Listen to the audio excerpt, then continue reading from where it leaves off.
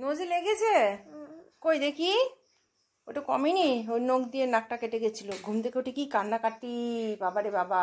এখন বাজে 7টা বাজতে 10 মিনিট বাকি। এখন ও স্কুলে যাবে। সকালে উঠে ডাকছি, চিৎকার, ভীষণ কেঁদেছে আর নাক দিয়ে পড়ে পড়ে একা একা নাক মুছতে মুছতে আমার অবস্থা খারাপ। আর এই যে চা করে নিয়ে আসলাম। গুড মর্নিং বলো তো সবাই, গুড মর্নিং, গুড মর্নিং বলো, বলো গুড মর্নিং বলো। ও বলবে না, মাথা গরম রয়েছে, ভীষণ খেপে রয়েছে। স্কুল থেকে আসবে যখন হাসতে হাসতে আসবে। আবার স্কুলে আজকেও কি কান ধরে দাঁড়াবে? আজকেও কিছু দুষ্টুমি করবে? কালকে মনে হয় কাউকে মেরেছিল বা কিছু করেছিল। হ্যাঁ, গুড মর্নিং এখন হয়েছে বলেছে। ও বলতে পারে না কথা, ওই জন্য লজ্জা লাগলো, গায়ে অপমান লাগলো আর কি। ওর সেন্টিমেন্টে লেগে গিয়ে নিজে থেকেই গুড মর্নিং বলো। তো good morning, welcome back to my channel. আশা করি তোমরা যে যেখানে আছো সবাই খুব ভালো আছে, আমরাও ভালো আছি। সূর্য উঠে যাচ্ছে, খুব ভালো কথা। জামা কাপড় শুকাচ্ছে, এত মারাত্মক গরম, 2, 3, 4 করে আমাকে নাইটি পরতে হচ্ছে পাল্টে পাল্টে খালি। তো ঠিক আছে, এখন আমি চা করে নিয়ে আসলাম। এই যে লিকার চা আজকে, আর মেয়ের জন্য দুধ, ওটস আর এই যে বিস্কুট। তো চলো আবার পরে আসছি। ওকে ড্রেসটা পরিয়ে দিয়েছি আর এখন মোজা পরতে গেলাম। ও বলছে না না মা, আমি একাই পরবো। ও দেখি অনেক কাজই একা একা করবার চেষ্টা করে। আমার ছেলে যখন ছোট ছিল ও কিন্তু একা একা মোজা পরবার চেষ্টা করতো না বা পারতো না। আর ও এখন এই যে আমার ছেলে এই যে খাবার নিয়ে বসেছে, ওটস, তার মধ্যে আছে ছাতু, দুধ, এসব খাচ্ছে। আর এখন মেয়ে বেরিয়ে আছে। মেয়ে একটু তাড়াতাড়ি বেরোয়, ছেলে বেরোয় 8টা 15, 20 নাগাদ। মশা বসছে, ওঠো টাটা টাটা টাটা দাও, টাটা দাও, টাটা দাও, টাটা। কাউকে মারবে না কিন্তু স্কুলে গিয়ে, কান ধরে দাঁড় করে রাখবে তাহলে আবার, ঠিক আছে? কাউকে মারবে না, দেখে হাঁটো। সকালবেলায় ঘটে গেল আজকে একটা বাজে ঘটনা। এই চায়ের কাপগুলো, চাটা নিয়ে তো আমি টুলের উপর রেখেছিলাম, ওর বাবা শুয়েছিল বিছানায়, বিছানা থেকে নামতে গেছে, খেয়াল করেনি, পুরো প্লেট সমেত ছিটকে সব। আমি পাশের ঘরে ছেলের ঘরে ছিলাম, তো ওরে এসছি, দেখি সব খাবার দাবার ছিটকে পড়ে আছে ঘরের মধ্যে, কারণ কাপ ভেঙে গেল। তো যাই হোক, যেমন মৃত্যু যেমন থাকে তার পাশাপাশি জন্ম থাকে, জন্ম মৃত্যুর পাশাপাশি। তো এইগুলো যদি নষ্ট না হতো নতুন কাপ আসতো না। তো তো এটাকে ভালোভাবে নেওয়াটাই ভালো, দুঃখ পেয়ে আর লাভ নেই। এইগুলো আর ব্যবহার করা যাবে না, তো এর পরিবর্তে চলে আসবে নতুন কাপ। তো চলো বন্ধুরা, আবার পরে আসছি। যখন স্কুলে চলে গেল আর মিউ তো এখনো বসে আছে। টাটা টাটা, সাবধানে আস্তে আস্তে হাঁটো, সময় আছে আজকে, বেশি দেরি হয়নি, এখন 8টা 5 হবে। মিউ, কি রে, কি খবর তো? এখানে বসে বসে মিউ মিউ করছিস? হ্যাঁ, পেটটা মোটা মনে হচ্ছে। তুই বাচ্চা টাচ্চা দিবি না কি রে আবার? পেটটা তো ফোলা ফোলা লাগছে। হ্যাঁ, বাচ্চা বাচ্চা দিবি? ঠিক আছে, আস্তে আস্তে হাঁটা চলা কর। ছেলে মেয়ে স্কুলে চলে গেল আর আমি ঘর দুয়ার পুরো পরিষ্কার করে নিলাম। এখন বাজে 8টা 15, 9টা বাজলেই জল চলে যাবে, তাই তাড়াতাড়ি স্নান টান করে কাজ ছেড়ে নিই। বর চলে এসছে, তো সেই জন্য এখন আর স্নান করতে গেলাম না। আমারও খিদে পেয়েছে, বড়ো খিদে পেয়ে গেছে, তাই আম দিয়ে, আর কালকে রুটি ছিল, আমন্ড দুধ আর মুড়ি, আর এখন দুধ জাল বসিয়েছি। এইসব দিয়েই এখন ব্রেকফাস্টটা সারবো। আর আজকে একটু বাইরের কাজকর্ম করবো। কলপাটটা খুব নোংরা হয়েছে, সেটা পরিষ্কার করতে হবে, পরিষ্কার করে তারপরে স্নান করবো।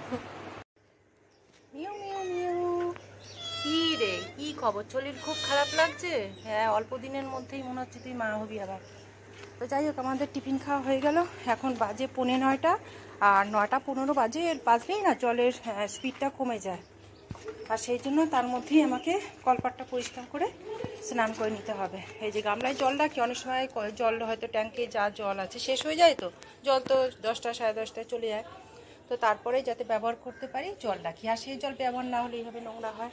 এই যে এখানে আমি অনেক গাছ লাগিয়েছিলাম, ওখানে শশা গাছটা লাগিয়েছিলাম, শশা গাছটা, শশা তো হয় না, কুমড়ো গাছ লাগিয়েছি। কুমড়ো গাছের পাতা, শাক পাতা কিছুই খাওয়া হয় না, আমি একাই খাই, কেউ তো খায় না। তো কি হচ্ছে, সেই জন্য আর আমি একার জন্য করি না। আর এখানে তেলাকুচ পাতারও গাছ লাগিয়েছিলাম, তেলাকুচ পাতা অনেকে নাকি খায়, বাজার থেকে আমার বর কয়েকদিন কিনে এনেছিল, সেই জন্য আমি বললাম না বাড়িতে লাগাই। তো লাগানো হয়েছে, আর এখন আর করা হয় না। এই জায়গাটা পুরো জঙ্গল হয়ে গেছে, তো এখন আমি জঙ্গলটা পরিষ্কার করব, কলপাটটা করে ঝাড়টার দেবো, দিয়ে তারপরে স্নান করব। ঠিক আছে, আবার পরে আসছি। এই যে ওর বর আবার ওর সাথে দেখা করতে এসছে। বউটা কেমন আছে? বউ তো বেশি হাঁটাচলা করতে পারছে না, এখানে বসে আছে। বর আবার হুলোটা এসছে, বলে কি রে কেমন আছিস, শরীর টই ঠিক আছে তো? তো দুজনে এখন একটু গল্প করুক, আর আমি কাজকর্ম সেরে নিই। বন্ধুরা দেখুন, আমি তো কলপাটটাকে পরিষ্কার করেছি, গাছগুলোকে সব কাটলাম, আর একটু পরিষ্কার করতে হবে। কলপাটটা ঝাড় দেবো, আর ঝাড় দিতে গিয়ে দেখি এই যে বাবা, জানি না কতটা দেখা যাচ্ছে না, রোদটা পড়েছে বলে, এই যে বিশাল বড় কেঁচো একটা, মানে এত বড় কেঁচো আমি জীবনে প্রথম দেখলাম। এ বাবা, দেখলে গা গিলগিল করছে। তা ঠিক আছে, এটাকে কাঠি দিয়ে তুলে ফেলে দিই, তারপরে কলপাটটা ঝাড় দেবো। এখন বাজে 9:30, আমি স্নান করে চলে এসেছি, এসে ঠাকুরটা দিয়ে দিলাম। এই যে আমার ঠাকুর পুজো দেওয়া হয়ে গেল। এখন একটু ছাদে যাব, কারণ কি আজকে আমি জামা কাপড় কেচে বাইরে রেখেছি গামলায় করে। বর বলল দাও আমি ছাদে মেলে দিয়ে আসি, তো ছাদে মেলে দিয়ে আসছে। ঠিকঠাক মেলেছি কিনা একটু দেখে আসি। এই যে আমার বর মেলে দিয়েছে, ঠিকঠাকই মেলেছে। হ্যাঁ, প্রচুর কাছাকাছি হয়েছে আজকে, অনেক কাছাকাছি। আরে কালকের কাঁথাটা কালকে ধুয়ে দিয়েছিলাম, তো একটু ভেজা ছিল, তাই সকালবেলা ঘুম থেকে উঠে ওকে বললাম যাও ছাদে দিয়ে আসো। শুকিয়ে গেছে মনে হয়, একটু চিপে দেখি। চিপে বলছি, কথা বলতে বলতে ভুলভাল বলে ফেলি। ধরে দেখি, হ্যাঁ খটখটে শুকনো হয়ে গেছে। আর সামান্য একটু গরম হয়ে যাক, পরে এসে তুলে নিয়ে যাবো ওখানে। তো চলুন এখন যাই রান্নাঘরে। আর বাজার থেকে এসেছে, তখন বাজারের ব্যাগটা আমি আর খুলিনি। কালকে আম ছিল, সেই আম দিয়ে টিফিন খেলাম। আম দিয়ে মুড়ি দিয়ে, হ্যাঁ কালকে রুটি দিয়ে এসব দিয়ে খেলাম। এখন গিয়ে বাজারের ব্যাগটা খুলি, দেখি কি এনেছে, সেই বুঝে রান্নাবান্না করবো। তো আজকে তো আবার মঙ্গলবার, নিরামিষ রান্নাবান্না হবে। এই যে দেখি কি এনেছে।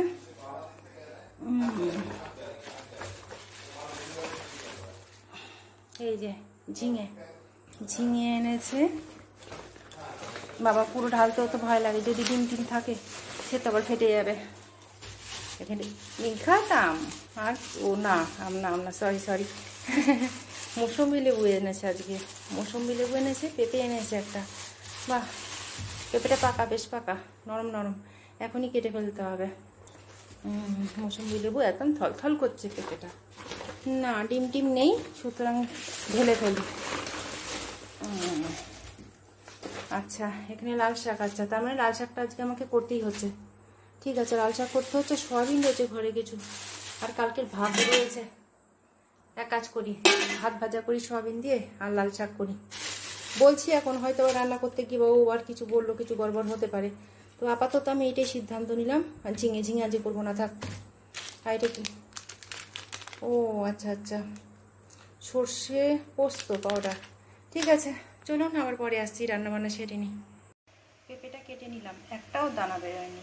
আর পাকা পেঁপে আমার ছেলে মেয়ে খায় না, আমরা দুজনেই খাবো এখন। এটা 15তে স্কুল থেকে আসলো, আর সঙ্গে সঙ্গে আমি ওকে স্নান করে দিলাম। আর ওর বাবা নিয়ে এসছে সন্দেশ, আর এই সন্দেশ খাওয়ার জন্য কি করছে, দুটো সন্দেশ খেয়েছে, আমিও দুটো সন্দেশ খেয়েছি। দাঁড়ানো, বেশি খেও না, পেটে কিমি হবে মাম্মা। বাবা তো 3টা হয়ে গেল, আর খেও না। আর এই যে আমার ভাত ভাজা হয়ে গেছে, এই আমাদের দুপুরে খাওয়া দাওয়া। ভাত ভাজা আর লাল শাক ভাজা। কোথায় রাখলাম লাল শাক ভাজাটা? এই যে লাল শাক ভাজা। এই রান্নাবান্না কমপ্লিট, এই তো রান্নার ছিটি। তো ঠিক আছে বন্ধুরা, আবার পরে আসছি। শুভ সন্ধ্যা বন্ধুরা, এখন বাজে 5:45, আর আমি চাটা বসিয়ে দিয়েছি। সারাটা দুপুর মাথা যন্ত্রণাতে ভুগেছি। গরম জল করে ভেপার নিলাম, নাকে স্প্রে নিলাম, কিছুতেই কমছে না। তারপরে বর গিয়ে গ্লুকন্ডি কিনে নিয়ে আসলো, গ্লুকন্ডি ঘরে ছিল না, যে গ্লুকন্ডি নিয়ে আসলো, ঠান্ডা জল নিয়ে আসলো, গ্লুকন্ডি খেলাম। এখন একটু ভালো লাগছে, কিন্তু পুরোটা কমেনি, খুব মাথা যন্ত্রণা করছিল। এত রোদ, তো রোদে গরমে এটা হয়েছে। আর কয়েকদিন এত বৃষ্টি হচ্ছিল, মানে একবার গরম একবার ঠান্ডা, এই জন্য মাথা যন্ত্রণাটা আমার হয়েছে। তো আবার চাউমিনও নিয়ে এসছে, বলছে শরীরটা যদি ভালো লাগে চাউমিন করো। তো এখন একটু ঠিক লাগছে, সেই জন্য শরীরটা একটু ঠিক লাগছে বলে চাউমিন করছি। এখন চা খাবো আগে, তারপরে চাউমিন খাবো, তারপরে সন্ধ্যে দেবো।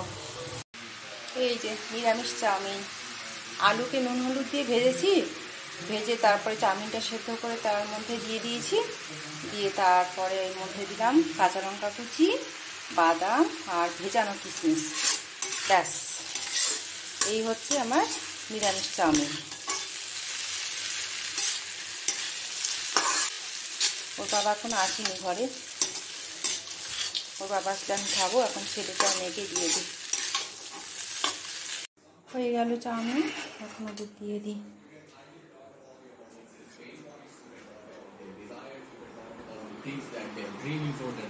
কি করছো বাবু? পড়াশোনা করবে তো? এই, তোমাকে আমি দুধ আর খেজুর খেতে দিয়েছি, ওগুলো কি করেছো? খেজুরগুলো তলায় পড়ে আছে কেন? খাও। আজ রোদের মধ্যে স্কুল গেছিল, সে তো ঠিক আছে, রোদ তো উঠবেই, স্বাভাবিক ব্যাপার। ছাতা নিতে ভুলে গেছে। এবার রোদের মধ্যে খুব, যখন নাকি দুপুরবেলা ঘরে আসছে তখন খুব রোদটা উঠেছিল, আর পুরো কড়া রোদ্দুরটা মাথার মধ্যে পড়েছে। এসে বলছে মা মাথাটা দুব দুব দুব দুব করছে, আর শরীরটাও দুর্বল। তো ওই জন্য দুধ দিয়ে খেজুর দিয়ে দিলাম, খেজুরকে কুচি কুচি করে কেটে দিয়েছি। খেজুরগুলো পড়ে রয়েছে, দুধটা খেয়েছে। তাও অনেকক্ষণ ধরে বলার পরে পরে খেলো, অনেকক্ষণ ধরে বক বক করতে হলো আমাকে ওর পেছনে। এটা খাও, খেয়ে পড়াশোনা করো। হ্যাঁ কালার করো, ঠিক করে করো, সুন্দর করে কালার করো। এইটা পিঙ্ক কালার নয়, উল্টো পাল্টা বলবে না। এখন বাজে রাত্রি 9টা। আমি ভাত বসিয়ে দিয়েছি, ভাতটা অর্ধেকটা হয়ে গেছে। সকালে দুপুরে যেহেতু আজকে বিশেষ কিছু রান্না করিনি, কালকের ভাত ছিল, সয়াবিন দিয়ে আলু দিয়ে ভাত ভাজা করেছিলাম, তাই এখন রান্না বসালাম আবার। আর বরমশাই আজকে বাজার থেকে এসেছে, এইটা মনস্থির করে এসেছিল যে আজকে ঝিঙে আলু পোস্ত হবে, তাই জন্য যে সর্ষে পোস্তর পাউডার এইটা এনেছে। পোস্ত থাকে না এর মধ্যে, সর্ষে পাউডারই থাকে, সেটা খেলেই বোঝা যায়। আর এই ঝিঙে এনেছে, ঝিঙেটা বুড়ো, কি আর করবো, ছিবড়ে হচ্ছে, যে কাটতে গিয়ে খসখস খসখস করছে, বুঝতে পারছি আমি কি আর করবো। 4টে ঝিঙে এনেছে, তাই খসখসে গাছ, মানে এটা পচে গেলে পরে এটা দিয়ে গা আর ঘষার ছোবড়া হবে, সেই আর কি। তো যাই হোক, ও যা বুঝেছে তাই এনেছে। তো ঝিঙে আলু পোস্ত এখন রান্না করবো বলে কেটে নিয়ে ভালো করে ধুয়ে নিয়েছি, এখানে কড়াইও বসিয়ে দিয়েছি। বরের শখ হয়েছে ঝিঙে আলু পোস্ত খাবে, আর ছেলে পড়ছিল। কি হলো, পড়া শেষ? কি দেখতে এসছো আমাকে? 9টা বাজে মাত্র, 10টা অব্দি পরে যাও। যাও, রান্না শেষ হবে, আমি ডাকবো তারপরে আসবে, যাও। আমার রান্না কমপ্লিট, ভাত হয়ে গেছে এখানে।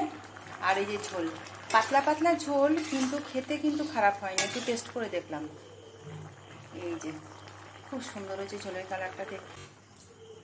তো বন্ধুরা, ভিডিওটা যে এখানেই শেষ করলাম। যদি ভালো লাগে অবশ্যই চ্যানেলটাকে সাবস্ক্রাইব করে আমার পাশে থাকবেন। আমার পাশে থাকার অনুরোধ রইল আপনাদের কাছে। আর খুব ভালো লাগলে ভিডিও অবশ্যই একটা লাইক করে দেবেন। তো আবার আসছি একটা নতুন ভিডিও নিয়ে, ততক্ষণ পর্যন্ত টাটা।